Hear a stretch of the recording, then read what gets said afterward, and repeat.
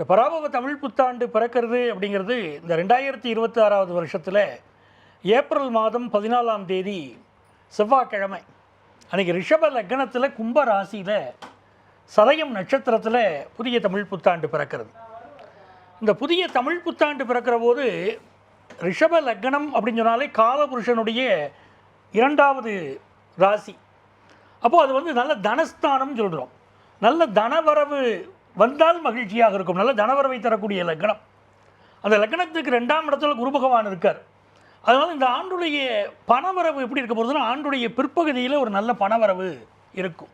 இந்தியாவை பொறுத்த வரைக்கும் உலக அரங்கத்தில் இந்தியர்களுக்கு இருக்கக்கூடிய பல இழப்புகள் மறையும். குறிப்பாக அமெரிக்க தேசத்தில் இந்த H1B விசா சம்பந்தமாக நம்ம இந்தியர்களுக்கு இருக்கக்கூடிய ப்ராப்ளங்கள் சால்வ் ஆகும். தமிழகத்தை பொறுத்த வரைக்கும் தமிழகத்துடைய தென்பகுதிகளில் நல்ல மழை வளம் இருக்கும்.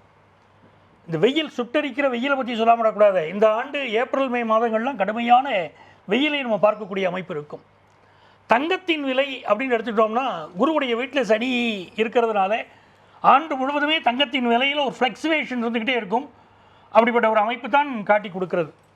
கல்வி நிறுவனங்கள் மாணவர்களுக்கு இந்த கல்லூரி கல்வி கட்டணங்கள் குறைவதற்கு வாய்ப்புகள் இருக்கும்.